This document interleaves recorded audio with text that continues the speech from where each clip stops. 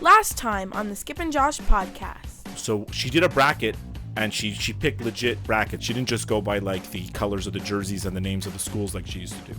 Yeah, just to let you know, Neil, this is the girl that once picked Hawaii to win the entire tournament. Yeah. So she asked me in the car this morning, so what's the prize anyways? I said, it's prizes that I bought at the dollar store last year. She's like, oh, okay.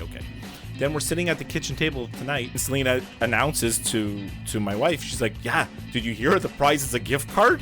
I said, where did you get that? I told you this morning what the prize is. She's like, well, if I win, you're going to get me a gift card.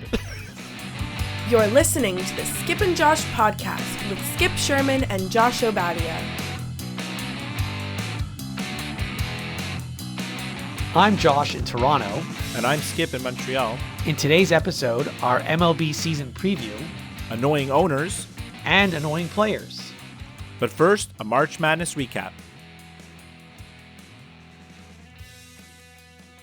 Okay, Skip, we don't normally record episodes on Monday mornings, but I decided to take the day off work, and you recently got a promotion at work, so I guess that means you can dictate your schedule now. Right. You know how they say the higher you get in the company, the less work you actually do, so I guess it's true in your case. Right, okay. Anyway, so there's a lot to talk about because even though we haven't spoken in a week, it seems like a long time because a lot has happened. Well, we haven't spoken in a week, but you were at my house for the last 2 days. That's true, I was. And your wife treated me to some beautiful Côte Saint-Luc barbecue chicken. It was great. Yeah, that's great. So let's start with March Madness because obviously there's been a lot of games played over the last 4 days. Right. Which is part of the reason why we waited till today to record. And so you were just telling me off air that you're pretty proud of yourself that you have 15 of the 16 Sweet 16 teams in your bracket, which is very good. I'm not trying to take anything away from you. I, by the way, have 14 of the 16 teams in my bracket. And the reason we've done so well is because, you know, even though there were some upsets in the first couple of days of the tournament, if you look at the remaining 16 teams, 14 of them are all 14 of the top 16 seeds. So really, there weren't that many upsets in days 3 and 4. No, there was, it seems like the tournament's sort of gone this way the last few years, right? There's upsets in the first round, you know, 10s will win, 12s always win over the 5s. We know that, right? Like 8 and 9s, it's not really an upset, you know? So those games are all up for grabs, right? Mm-hmm. But then once you get to the second game, they don't, it doesn't always go that way. You know, the favorites tend to win out. I mean, this year, like the only 12 that advanced is Oregon, but I mean, it's because they had UC Irvine to play instead of the number 4 Kansas State, right? Right. And just to give some numbers, so all of the 9 seeds won this year in their first game. 3 of the 10 seeds won their first game, if I have my numbers correct. Only one 11 seed won their game. 3 of the 12 seeds, I think, won their games. Wow. And 113 seed won a game. So, yeah. But specifically, about a team in specific, obviously Duke, we talk about them quite a bit. They haven't looked good at all, I have to say. Well, they look good against North Dakota State. Well, in the second half, not in the first half. Well, but you could say the same thing about like Virginia barely beat Gardner-Webb and North Carolina was trailing to Iona like at one, you know. This is true, but the fact that Duke struggled and maybe actually should have lost the game yesterday against UCF, yes, that doesn't really bode well for the next game. Oh no excuses. No excuses. No, but I mean, we've been saying, look, everybody that listens to this show knows that we're huge Duke fans. But like I've been realistic about how, I mean, you could say I've been realistic, yet of course I picked them in my bracket, but I mean, I've been realistic about how good they are. I mean, we know they don't shoot threes very well, which they did okay yesterday, actually. I think they had 5 in the first half. UCF. Yeah. And they don't shoot free throws yesterday, which really hurt them because Delorier missed key free throws. And then, of course, Zion missed a key free throw, which turned into the winning basket because we got an offensive rebound. But, I mean, the free throws really are going to hurt, you know? Yeah, the free throws and the three-point shooting. I mean, look, the next game Duke is playing against Virginia Tech, a team that Duke has played already this year, is in the ACC conference. Virginia Tech actually beat Duke last time they met. But that game was without Zion Williamson, so that changes everything, of course. Of course. I But mean, it's going to be fun against Virginia Tech because their coach is a psychopath. he is a little strange. He likes to freak out over nothing. He yells, but not at people. He just yells, like at nobody in particular. He's just yelling. It's normal to see coaches standing on the sideline. There's many coaches that stand on the sideline all game. Mm-hmm. Coach K used to do that. I don't think he can anymore because of his back problems, right? Like, I think he sits most of the time now.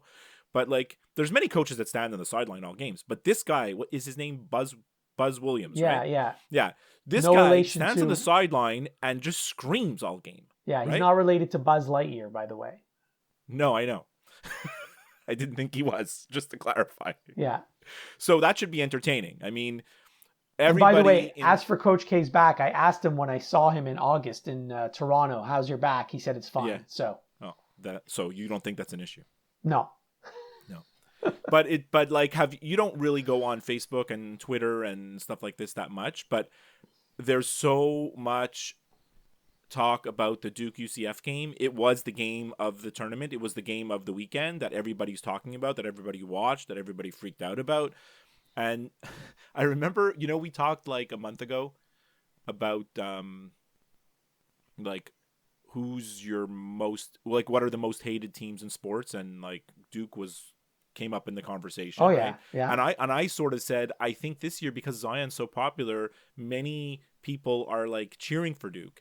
But based on what I read on Twitter last night, oh my God, the Duke haters came out in force last night after the game. Of course. All they did is it's a conspiracy. Barrett pushed off on the offensive rebound. Zion should have been a charge. It shouldn't have been a foul on Taco Fall. And like, it's just nonstop. Honestly, it's just nonstop.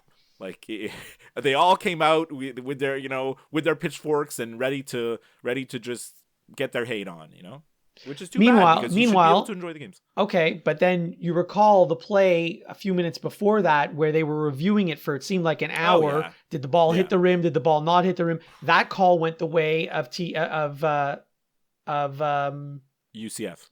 So Duke didn't get all the calls. No, and there's many calls. You remember, like, I think it was in the first half. I forget who was going up for a dunk or a layup. Maybe it was Delorier, and he got mugged. Like, he got mugged, and they're like, "Oh, no call." So, like, I mean, it's easy to look at like certain calls and say those are the ones, but calls happen. Calls happen all game. They go for teams, other for and against you. And you have to deal with them, and that's just the way basketball is. I mean, the refs are human. That's part of the game, right? So can you see Duke winning? Can you see them winning the championship still? Yeah, I can. I mean, look, pretty much everything has gone the way it was supposed to go. The higher seeds have all won their games except for a couple of exceptions. And so if it continues to go like this, then yeah, I see Duke making it to the Final Four. Gonzaga certainly has looked great. They seem to be very scary. Virginia has looked pretty good, although, like, I mean, they haven't been really, really tested. And like I told you, North Carolina scares the hell out of me, and I really hope they meet Duke in the final, just because it's going to be awesome, just for the spectacle of the whole thing. And they certainly look like the well-balanced team that we know they are, right? I mean, Luke May is on like year 7 of his North Carolina career. It seems like he's been there forever. Yeah, I heard a rumor that if Duke plays North Carolina in the final, they're moving the game from Minneapolis to Tobacco Road. They should. Well, do you remember the last time the game at Cameron where Zion blew out his shoe? Yes. Right? Yes. There was so much attention. I heard tickets were going for thousands. Celebrity. I mean, Obama was at the game. Imagine like a national championship game. It'll be nuts. It will, but the tickets might actually be less expensive because the game's going to be played in a football stadium where there's 50,000 or 60,000 seats. Yeah. And that game that you're referring to was in Cameron where there's 10, maybe 11,000 seats. Right. Exactly. So that's part of the reason why the tickets were so expensive. Yeah. And Obama has connections. He knows Reggie Love. Oh yeah, I'm sure Reggie Love is the connection. He is, right? He is. Reggie. I know, but that's his only connection, Reggie Love. That's his number one connection. He was sitting next to him. Right, right. He was sitting next to him at the game. That's true. So, just to give a little update on the bracket challenge, Sure, yes. toot my own horn, I'm in first place. That's great. And just to show that you actually you don't have to know anything to do well in this. Mm-hmm. My daughter is in second, and she hasn't watched a college basketball game in her life. Never mind knowing like anything about the teams. So That's insane. I guess she really wants that gift card badly. she must. I mean, it's kind of crazy, right? So like that's the update on the bracket challenge. Yeah, I'm pulling up the rear down at the bottom of the list. Well, it's funny because you said you got 14 out of 16 and you're like in 29th or something. Yeah, so, yeah. I mean, it just goes to show like Too much damage upset. in the first round. For me, the reason why I'm in first is because Oregon won, right? So I got tons of points from a 12 seed advancing, right? You did. And 12. You got 24 that points. gives me the points. Yeah. Exactly. Yeah. But I mean, I don't know. You haven't. They didn't post it as an audio podcast, but they posted it as a video on YouTube. Who? The Jack and Soph podcast. Okay. So they had a little interesting discussion about like, one of them says it's better not to know anything, and then one of them says, no, of course you have to do the research. Like, what do you think? I think it's better not to know anything. Look, your daughter, you just said she's never watched a game in her life, and she's in second place. There you go. Yeah. I watch a ton of games. I'm like close to last place. So that's your answer.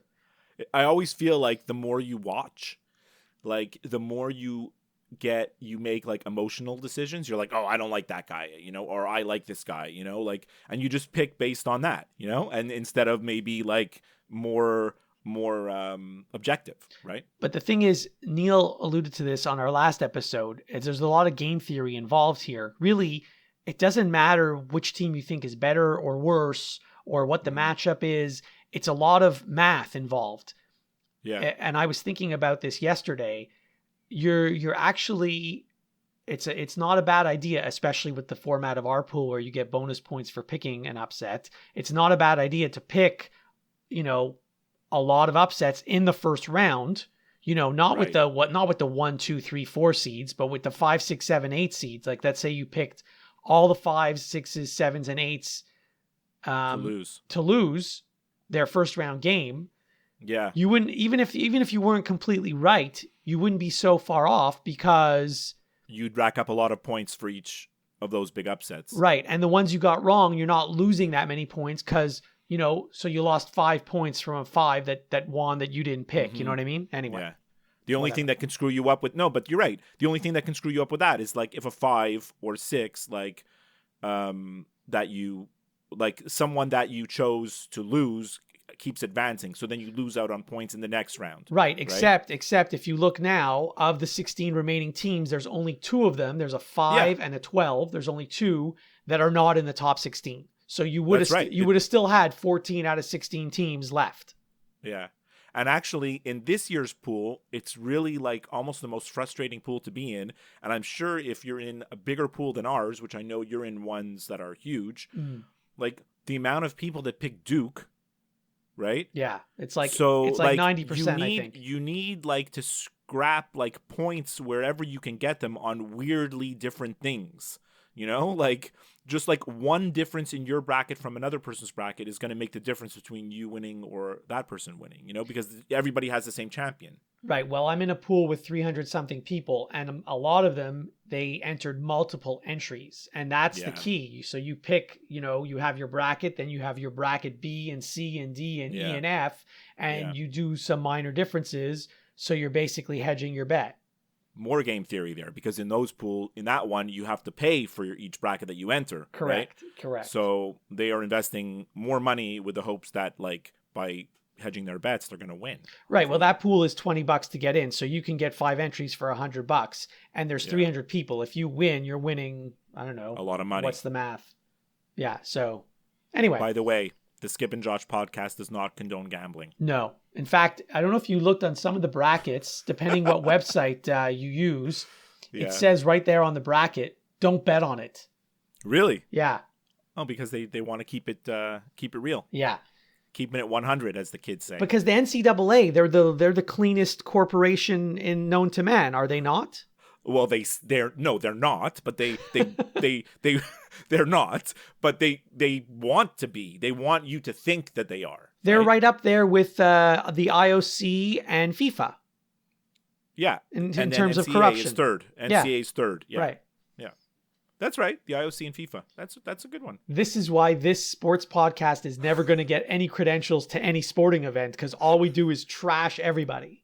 It's so true. I love it. So anyway. Is that it? Is that it for like March Madness? Like, are you excited for?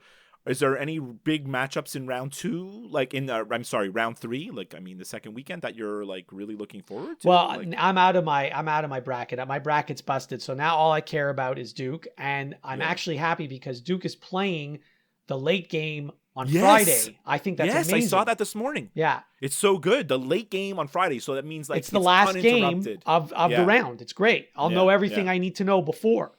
Yeah. I mean, I'm excited to see like Gonzaga play against Florida State, only because I think Florida State is so big and athletic. They're gonna pose a little bit of trouble for Gonzaga there, and I'm also looking forward to seeing Kentucky against Houston. I think Houston is a real dark horse. Yeah, is Ralph Sampson playing in that game? No, but Ralph Sampson went to Virginia. Hakeem Olajuwon. Hakeem Olajuwon, but he played for Houston in the NBA. That's why you say that. Okay. But Ralph Sampson has been at all the Virginia games. I don't know if you saw him in the stands. I did. I saw him when they played against Duke. Yes. Yeah. All right, so that's March Madness. You want to like move on or? The National Hockey League. Yeah. So I guess we need to talk about hockey because the playoffs are approaching. Love it. I wasn't expecting that. I thought we were going to talk about something else. Well, we'll talk about other things, but the Canadians had a literally so-so weekend. I mean, they won on Saturday, they lost on Sunday, and they managed to at least get a point on Sunday. And I think technically they're still in a playoff spot at this moment, are they not? They are, but they are in a playoff spot, but Columbus has a game in hand. Mm-hmm. I mean, really, they have a game coming up against Columbus, which is probably going to decide it. It's probably going to decide the last spot. You know? Well, we thought yesterday's game against Carolina was going to decide it. Well, I mean, it's crucial if they have any hope of trying to catch Carolina, which at this point, I think realistically, Columbus and Montreal shouldn't really be looking at the number 7 spot. I don't know. It doesn't seem realistic. Carolina is too hot. In fact, Carolina is only 2 points behind Pittsburgh.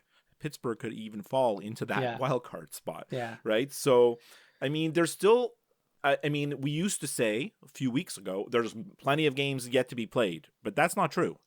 There's only 6 or 7 games left. Yeah. So you can actually look at who's playing who and the schedule. The Canadians got screwed on the schedule. Not screwed. I mean, every team has difficult patches in the schedule, but, you know, they played a home game on Saturday night and then they had to fly to Carolina to play a road game the next day, which is not easy, right? But then they also catch a break because they're playing Florida on Tuesday. And Florida is also playing on Monday. So they're going to catch Florida, their opponent, in a back-to-back situation. Hopefully they can capitalize on that if you're a Habs fan.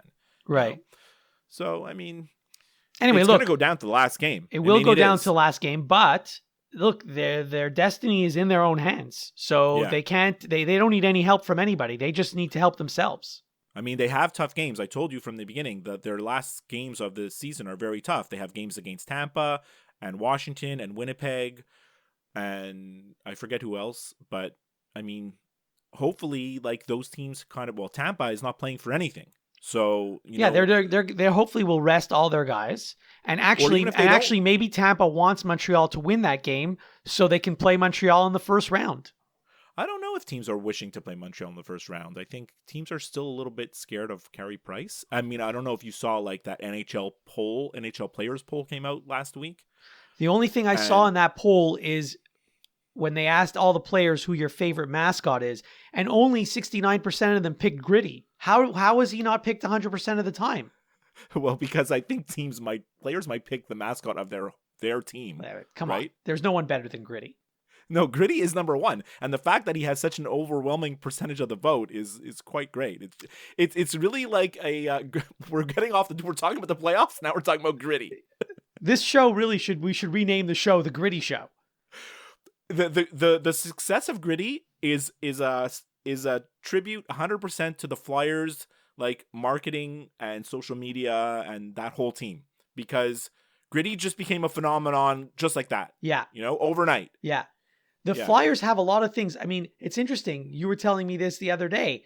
They're the people who shovel the snow in Philadelphia. They're also quite popular. The only thing that isn't good, the Ice Girls. The only thing that isn't good in Philadelphia is the actual hockey team. Well, they were okay. I mean, if they had a goalie all year, they might have done something, because they've used, I think, eight different goalies this year, right?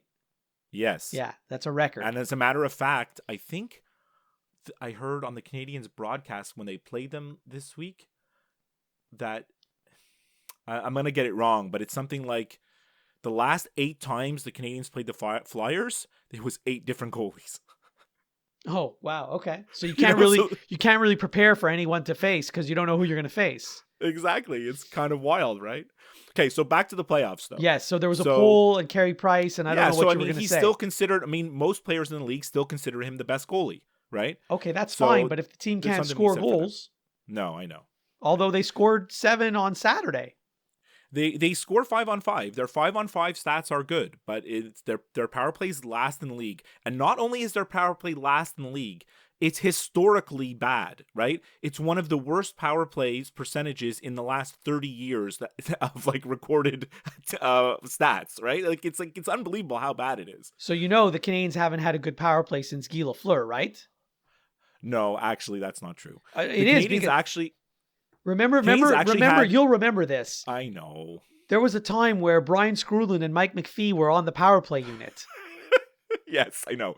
But in more recent history, they did have some teams with some very good power plays when they had Markov and Kovalev. When Kovalev, the short time that Kovalev was here, the power play was one of the tops in the leagues because he's so dynamic on the power play, right? And actually, I should retract my statement because PK Subban was good on the power play too. Yeah, and they always had other guys next to Markov besides PK Subban. They had Mark Streit, they had Sheldon Surrey. I think he scored 20, 30 goals one year, the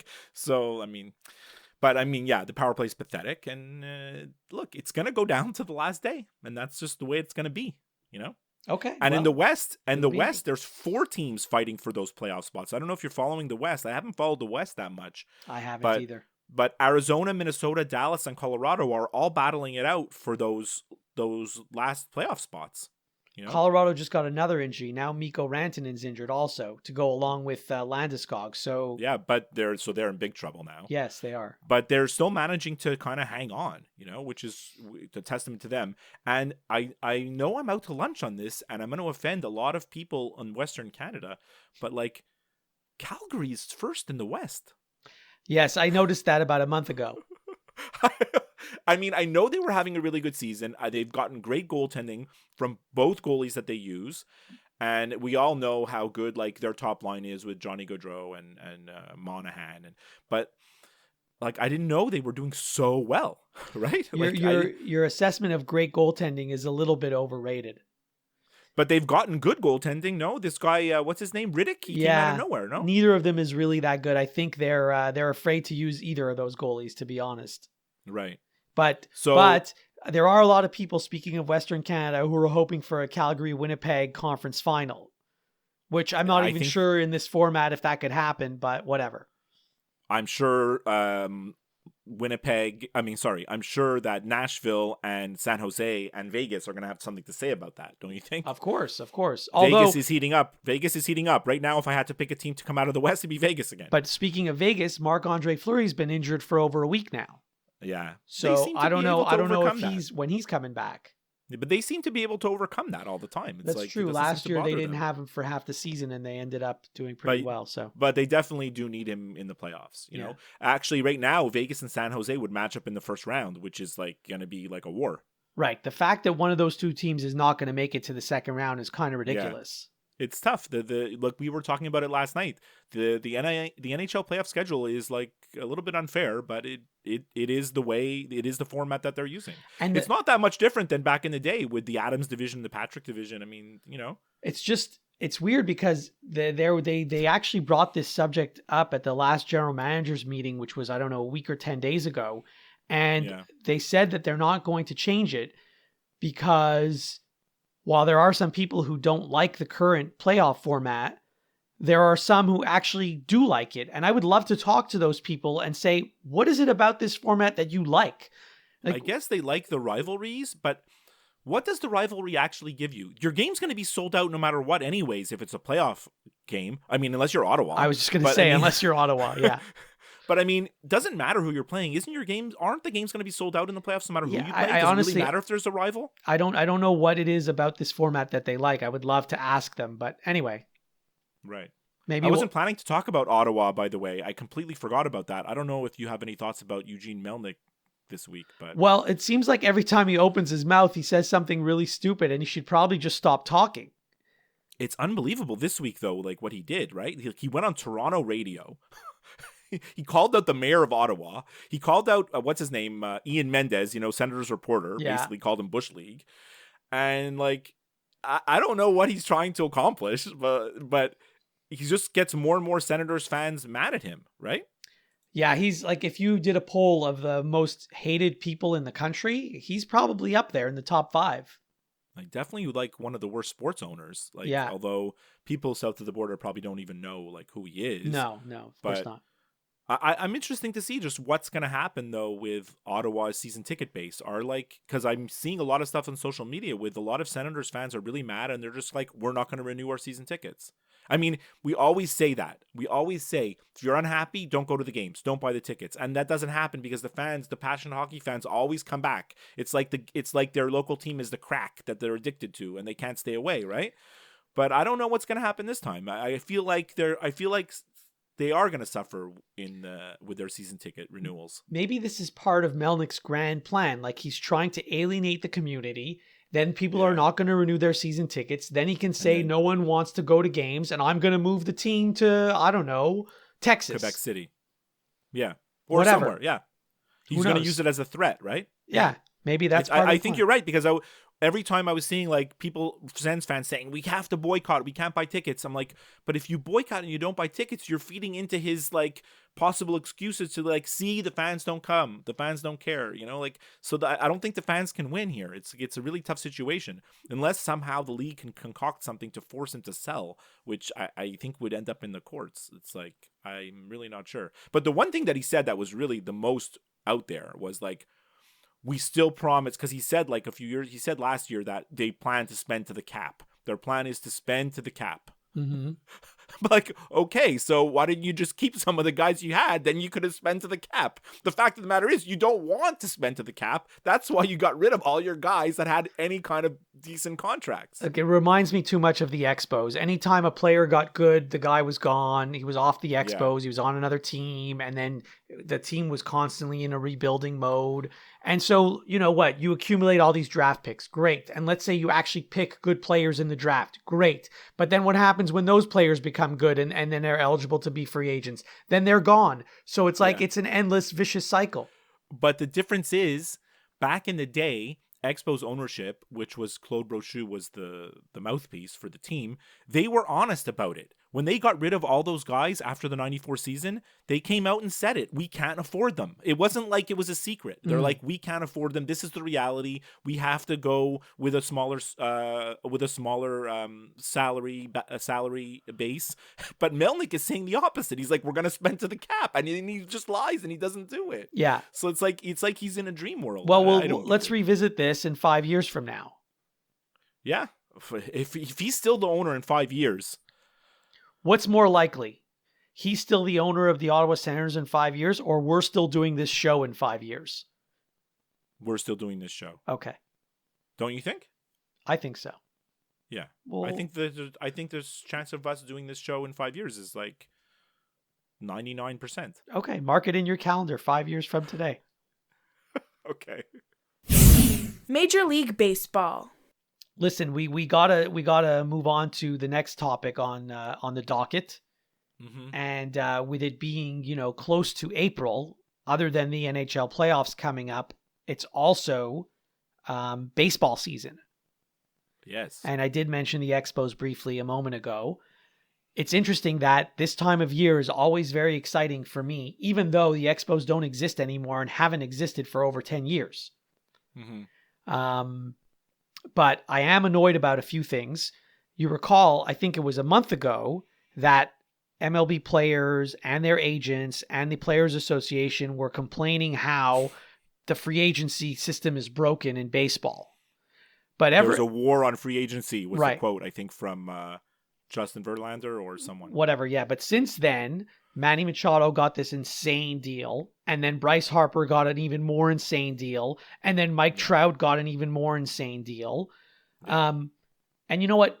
Those, you could argue, are the top 3 players in the game, and maybe they deserve to be the 3 highest paid players. Whatever, you can debate that till the cows come home. But then there's all these other guys, younger players who've been in the league, 2-3 years, sometimes less, and they have these 3-year contracts, which their first contract has not expired yet. Right. But they have had, in the past season, they've had like remarkable seasons. So they feel like, oh, I won the Cy Young Award last year, or I came in second in Cy Young voting last year, and you should pay me accordingly.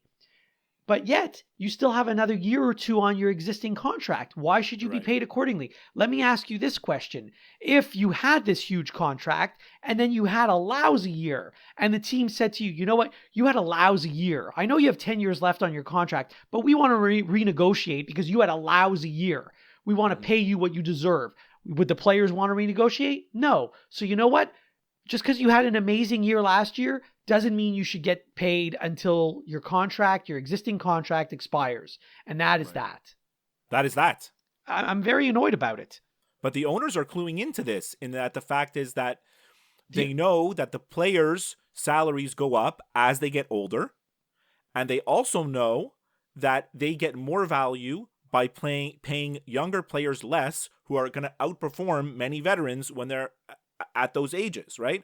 So the players right now, the Major League Players Association, they can't wrap their head around this, because all the players are expecting all them to get cash in on free agency, and the owners are like, not so much, we're going to stick with our young guys. But what has happened in the last week or 10 days, guys like Alex Bregman, whose contract hasn't expired yet, and I think Blake Snell is another one. Yeah. Even though their contracts have not expired, the teams have decided, you know what, we're going to rip up this contract. We're going to give you a new contract. Obviously, they want to make the player happy, and they want to keep the player in their city, which, I get why they would want to do that.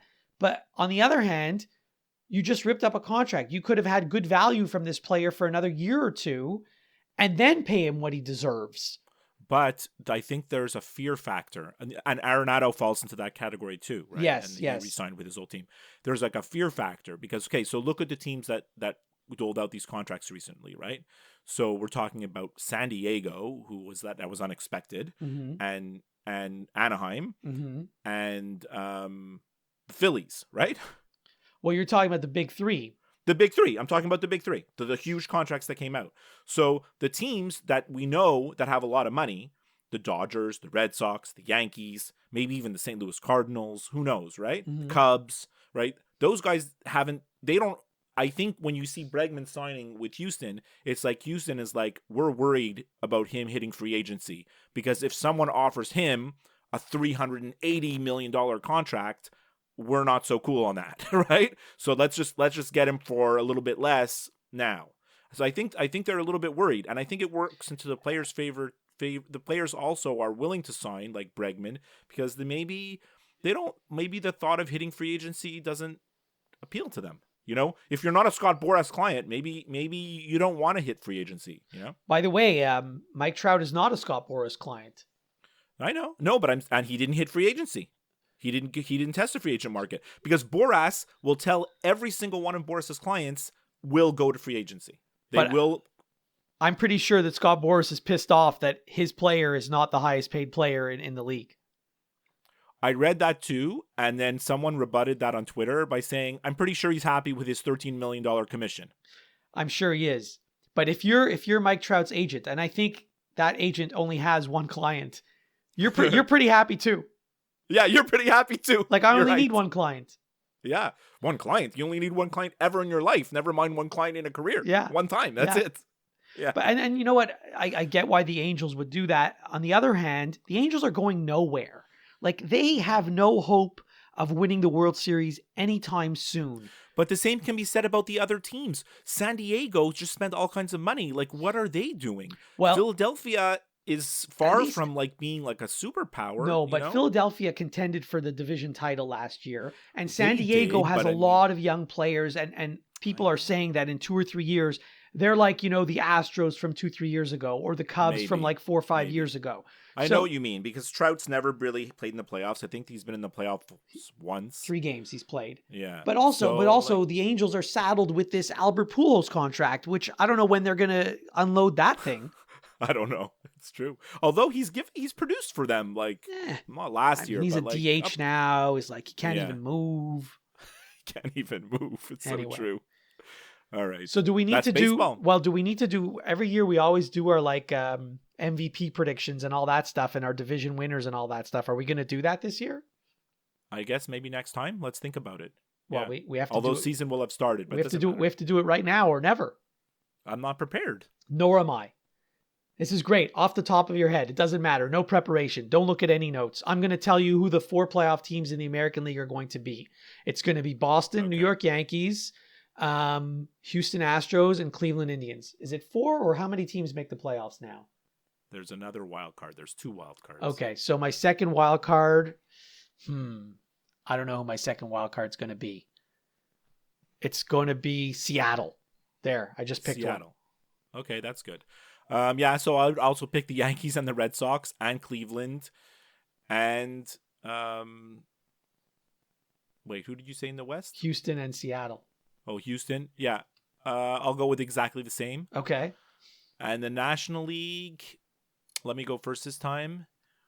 I'll take the Phillies and the Cubs. National League's more competitive. Mm-hmm. Phillies and the Cubs, and of course the Dodgers, and then the wild cards, the Braves and the Brewers. You know what? I'm going to change one of my American League teams. The second wild card team will not be Seattle. Yeah. It's going to be Tampa. Oh, that's a nice pick. You can have That's a two. nice You pick. can have 2 wild card teams from the same division, can't you? Yeah. Okay. Good. And in the National League, let's see. I guess Atlanta is going to win the East. I guess the Cubs are going to win the Central. And I guess the Dodgers are going to win the West. And then the 2 wildcard teams, Milwaukee's going to be one of them. Mm-hmm.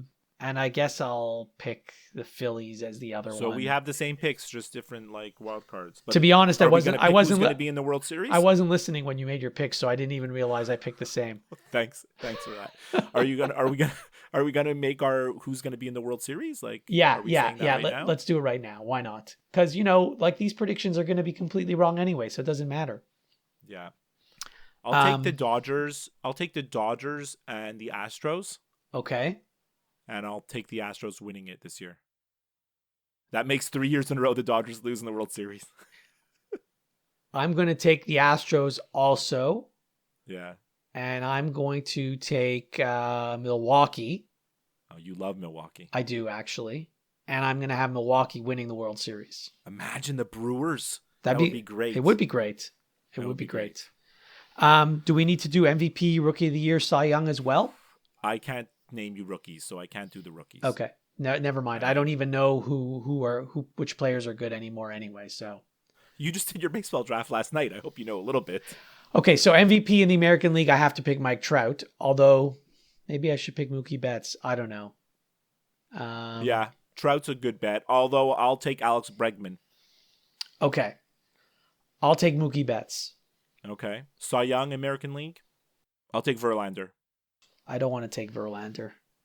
Only because I like his wife. I'll take Trevor Bauer. You love that guy. Yes. It's your favorite player in the league. No? He might be. And interesting. You love him so much. So I picked Betts and Bauer. Both of them are on my fantasy team. So That's good. so now we do National League Cy Young. Jacob deGrom. Yeah, I mean, I'd have to say DeGrom also. We already know that he could win the Cy Young without like having his team in the playoffs. That's already been set. I hope someone's writing all Yeah. this down and then can tell us how wrong we were in 6 months from now. And what about MVP? It's a tough. I picked Bryce Harper last year. That one didn't go over well. I'm going to take Christian Yelich. You love him. I do. You love that guy. Yeah. I'll take. I don't know. Actually, Anthony Rizzo. I'm going to change it. Anthony Rizzo. I'm Big comeback season for the Cubs. Okay, I'm taking Nolan Arenado because I take him every year. That's your favorite. Yeah. That's your favorite. Yeah. That's your favorite. All right, so don't bet on any of those picks. No, don't. As again, the Skip and Josh podcast does not support gambling. But actually, I know you said you can't do Rookie of the Year, but I'm going to actually pick a Rookie of the Year in the American League. It's going to be Eloy Jimenez of the Chicago White Sox. Yeah, he's like the top prospect in all of baseball now. Yes, he is. Before we sign off, remember, you can listen and subscribe to new and archived episodes of the Skip and Josh podcast wherever you listen to podcasts, including Apple Podcasts, Stitcher, Google Play, iHeartRadio, and of course, Spotify. If you listen to the show through Apple Podcasts, please leave us a review. We would love to hear from you via email, skipandjoshshow@gmail.com, via Twitter @skipandjosh, or by liking and following our Facebook page. As always, you can get all the links to everything I just talked about on our website, skipandjosh.com. We leave you with this. So, Josh, Alyssa, I have got something weird for you. Okay. I posted this on, I think, Twitter maybe like a month ago, or maybe it's 2 months ago already. But I never actually talked to you about it. And I know since you don't go on social media, you never even saw it. Mm-hmm. So I have a question for you. It's a very odd question. Okay. Who do you like better? Fred Van Vliet of the Raptors, or the band Greta Van Fleet? I'm going to have to pick Fred Van Vliet because I haven't heard of the band. You haven't heard of the band Greta Van Fleet? Well, what song do they sing? They are a Led Zeppelin. They sound exactly like Led Zeppelin. Well, that's you might have heard them because you probably thought it was a Led Zeppelin. Those songs are Led Zeppelin songs. That is probably why I don't like them. I'm so shocked that you never heard of them. I'm so shocked that you never heard of them. I can't believe that. Listen, it's possible that I've heard the song and I just don't know who sings it. They have several songs, and actually, the first time I heard them on the radio, I was like, oh, Led Zeppelin came out with something new? Like, they found some archived Led Zeppelin recordings that were never released, you know, and this is some kind of something that they've pulled out of the lost Led Zeppelin collection, you know? Mm-hmm. And I was 100% sure that's what it was. And then I heard the band, them say the name of the band, and I was like, what? Then I went and listened to their album, and actually the whole album sounds like it's like Led Zeppelin. It's just like Led Zeppelin. So in other words, it's the equivalent of The Doors and the Tea Party. Very good comparison. Yes. Thank you. Yes. If you want to listen to The Doors, don't listen to the Tea Party. Avoid the middleman. Just listen to The Doors. Yeah, I know. So you got anything? Yeah, so there was a new 30 for 30. Well, it was new to me. I watched it, I don't know, almost a month ago now. It was about Deion Sanders. I don't know if you've had the opportunity to see it. No, I haven't seen it. And I have to say, this is going to shock you, I think, when I say this. After having watched the 30 for 30, I actually have, like, newfound respect for Deion Sanders. Really? So, you know, he has this reputation of being this arrogant guy and, like, only caring about himself.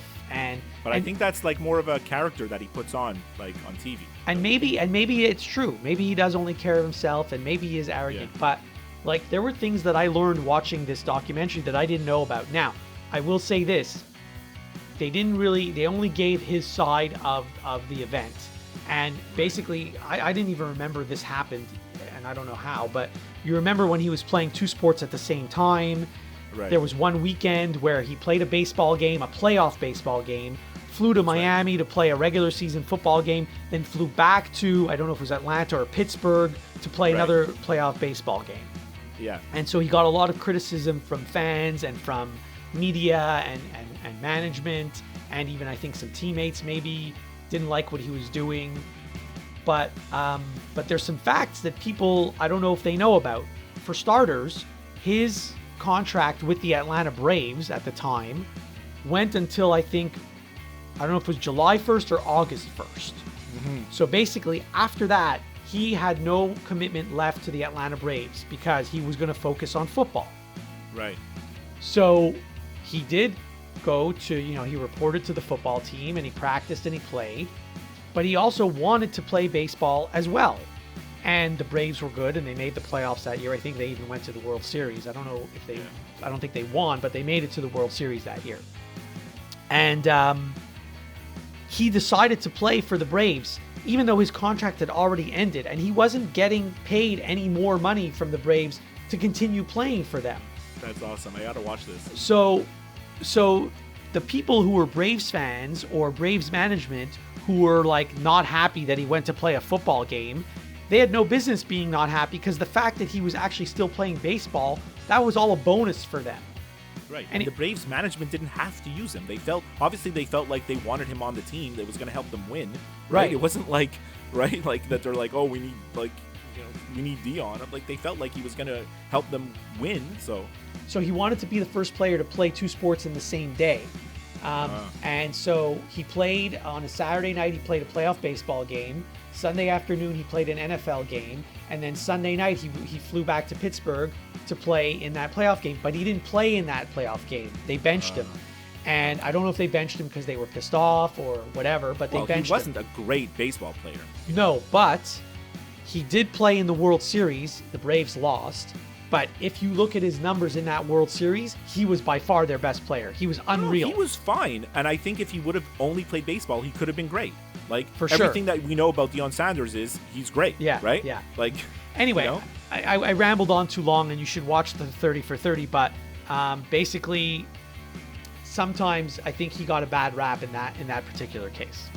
He's definitely the best cornerback I've ever seen in my life in football. That's all I have to say about that. Okay.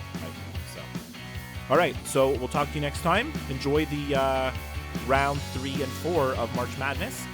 You too. Okay. Bye. Okay. Bye.